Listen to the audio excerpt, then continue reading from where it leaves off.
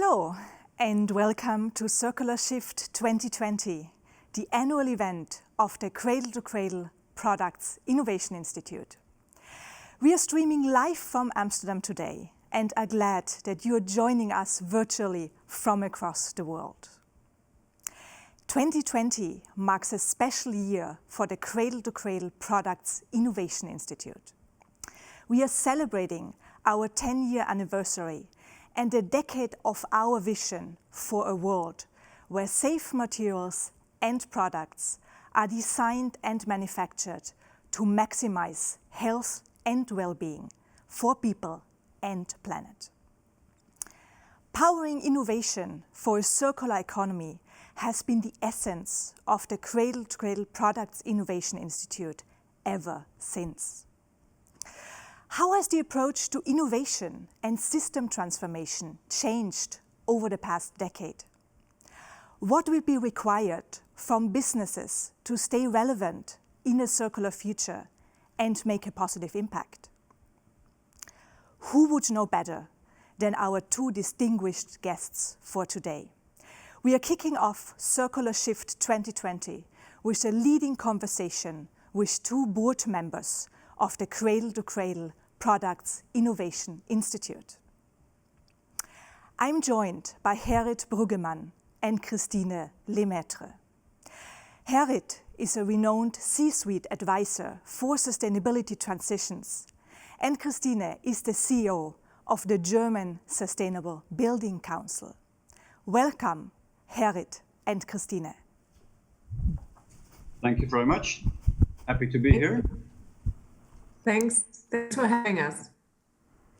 Gerrit, how has the approach to sustainability and circularity changed over the past decade? And which new approaches have you observed in your work with top management at companies? Well, that's a big question, Christina. I think the sustainability and Cradle to Cradle have grown up during the last 10 years, where maybe in the beginning, Cradle to Cradle was working with mid-size, sometimes family companies coming from an inspired CEO. Now we see that many companies across the board are really engaging with sustainability and Cradle to Cradle, and also the big corporates are part of the game. We see governments entering the area with tender proposals and criteria. We see that in the education world, many students, many educational programs. We see that in business, that Cradle to Cradle is becoming part of the strategic agenda. It's no longer the hobby of the sustainability manager. So I think all across the board, we see a growing up, a professionalization of the discipline. The number of people who think it is an expensive hobby has almost disappeared, and I think that's a very good sign. Thank you, Gerrit. And Christina, reflecting on your sustainability efforts with the industry, where do we stand now with the circular transition and the sustainability efforts? Has enough progress been made? Well, if you ask me, it's never enough. And maybe connect to what Gerrit just said, I hope it's for many people still a hobby, because a hobby means it's fun. And I think we have to have fun what we do. I think we have done some progress, as Gerrit lined out, and I see that as well in our work. But I think what the next step is now has to come, and this is the systematic change. This is really the transformation away from doing it for one single product line or one single building, and making it, as we call it, the new normal. And I think when it comes to circularity, this is a topic, I think the core of the industry, or the sustainability hardcore bubble, has been talked about for many, many years or decades. But I think this is something that arrives now in the public view, and since the issues we're having as well in the environment are getting very obvious. So I think there we have to make sure that people are not thinking this is now a new invention. And I think there the Cradle to Cradle Institute has to play a very important role, because the concept has been out for a long time. There's a professional organization, there's a standard behind it. And I think this is really the tool to make this transformation happen. So I think we've done some things, a lot of good things. I think we have shown that it's possible, but we really need to scale it up now and make it into something systematic and strategic for every company, for every government, for basically every decision that's been made when it comes to designing a product, selling a product, buying a product, all the way to how we design and construct our buildings. And we have an ever-changing present and also partly an unknown future. And Gerrit, what will be required from businesses to stay relevant in the future? And how do you see the role of the Cradle to Cradle Products Innovation Institute contributing to this relevancy? Well, I think business to stay relevant, it's a really big topic, because we have a lot of trends in the 2020s, which we have just entered. And think about technology with many different parts within technology. Think about the new leadership and culture. Think about how to attract millennials into the workforce. Think about how to work with media and social media, but especially think about cradle to cradle and sustainability, how to make that a key part of your strategy and integrate it in every aspect of your company.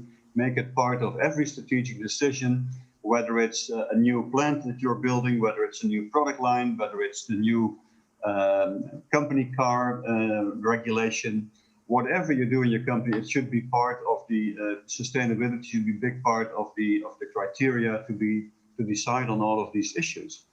And when you ask me what the role of the Institute should be, first of all, I think we should bring forward the cradle-to-cradle vision, principles, and methodology, because cradle-to-cradle is a school of thought, and it's a very, let's say, complete and comprehensive school of thought, with a vision of creating a world of abundance and harmony, with principles like waste is food, design for disassembly, celebrate diversity, all of these kinds of things. And then we have the standard, which is a science-based standard to really assess whether a product has safe materials, the materials can be reutilized, water, stewardship, energy, and the social responsibility. And I think Cradle to Cradle should be the party to be trusted, because anybody can claim sustainability, but we actually can bring evidence. We are externally verified standard that you can actually rely on. And I think that's an extremely important element. And Christine, building on what Gerrit has said, how can this cradle-to-cradle certified framework really be used to accelerate innovations for a circular economy?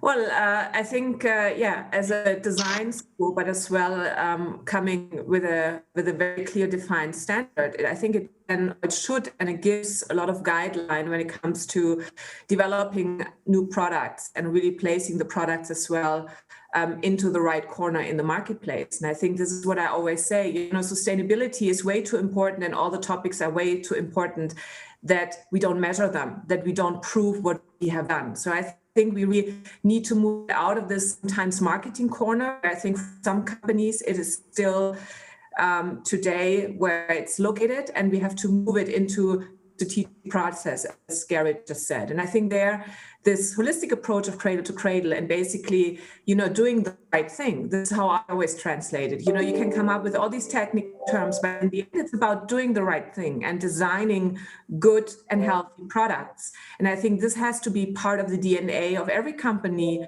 who's using products. It doesn't matter for which part of the industry. And I think the guidelines, which are reflected all the time, and I think this is the standard and as well provide, is that there's market feedback in the standard. So the standard has been used already widely. It has been reworked. It will be launched soon in a new version. So I think it gives a lot of security as well, that every company who agrees to decide to use cradle-to-cradle standard really has a guideline they can trust in, and they have the security that it's already market approved, and there are others of doing it. So they don't have to invest in something they just to believe in, but they can invest in something that really makes sense and that is already in the market, that has proven its value, that has proven that the products really work, that they're better, and that their demand is increasing from the consumers, from the architects, designers, politicians, and so forth. Great. We just adopted our strategic plan at the Cradle Products Innovation Institute this June for the next 3 years. And we've really set out quite an ambitious vision for the Institute. Gerrit, where do you see actually the Cradle Products Innovation Institute in 5 years' time? And how do you see the role of the Institute in the wider ecosystem of organizations? Well, predictions, of course, at this point in time are quite difficult because we first have to ask ourselves how we see ourselves next year. But anyway, if we look a little bit beyond, I believe we are aspiring to be the driving force in the sustainable space. We, I think, can bring a lot of thought leadership to the table. We can be a community of engaged practitioners of cradle-to-cradle sustainability. We can inspire lots of people, whether they're business people, government people, or students, or in any kind of academia or so. And I think we can be the meeting place for people who are really very seriously interested in turning their company or their organization into a sustainable company. And we'll do that on a global basis. At the moment, we are more concentrated on Europe and North America, but we also aspire to do that on a global basis, including Asia and the other continents. Great. And Christina, it was already said, we are very action-oriented, solution-oriented at the Institute. We are also impact-oriented. So which big topics in terms of really providing solutions do you see the Institute addressing in the next years? And which impact do you foresee the Institute to make in a 5-year time?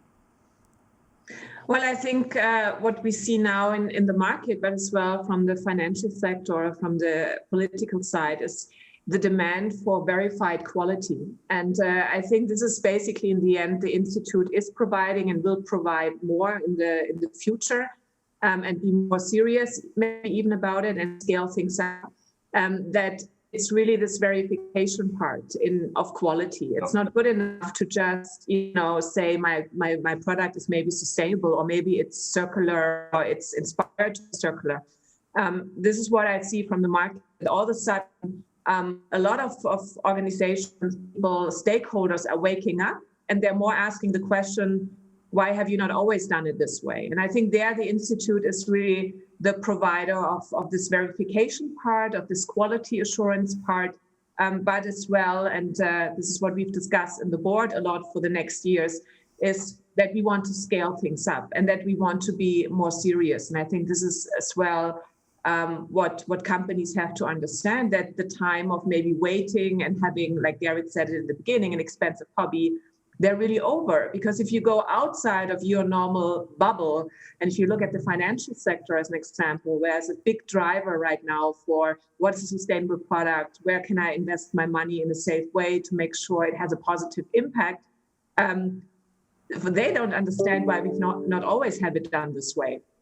So there's a very quickly increasing demand for quality and for this kind of assurance, which is not enough to write in your marketing brochure, but where I think a certification or general certifications will play a quite important role in this whole transition phase. And I think what we have in Europe now coming with the Green Deal, I think certification is really part of this DNA, because we need to have something people can rely on. The consumer can rely on, but as well the financial institutions, the politicians, cities, clients, so basically everyone. And I think there the Institute has a very big responsibility, but as well a very big role to play in the future when it comes to quality assurance of products. And Gerrit, Christine mentioned the policy, the finance, and of course also the consumer. So how do you see the consumer landscape these days evolving in terms also of certifications and a framework or a standard like ours? Well, I think first of all, we see an enormous awareness at the consumer level for sustainability and sustainable products. And especially, of course, the younger people are more, let's say, critical on this. They're looking for sustainable products, and I think Cradle to Cradle could be the label and the mark to show them what is actually really sustainable and has been verified to be so that label they can trust. And even if we do not have mega budgets on marketing and communication, we are working on a marketing plan, on a communication plan to make sure that consumers can find us, can find sustainable products, whether it's on our site, whether it's on products, whether it's in publications, whether it's in social media, to really make sure that the consumer can find cradle-to-cradle products whenever they are looking for them. Great. And Gerrit, to stay with you, we are really in a time of urgency, and companies are looking at how to also reposition themselves, how to prepare for the future. So which immediate action do companies need to take to also stay relevant for the next norm of sustainability and the next wave of new business transformation?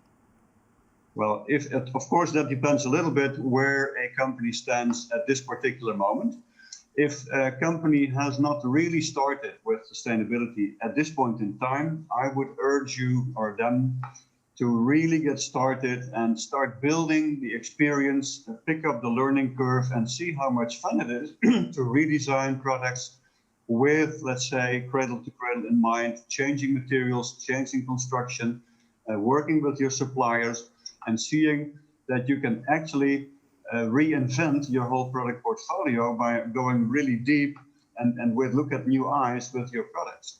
I think it's really a challenging and interesting and highly motivating exercise, and I think it's also highly necessary. You can no longer stay behind and not have this experience in your company. On the other hand, if you have already started with some product lines and some products here and there, the urge would be to now really turn it into a strategic intention for the full company to do everything you do, the whole product portfolio, your water management, your energy management, really include it in your strategic plans and make sure that on every element that sustainability counts. And if you're even further along, you have already done that, I would say, then don't stop there and please look at how you can transform your industry.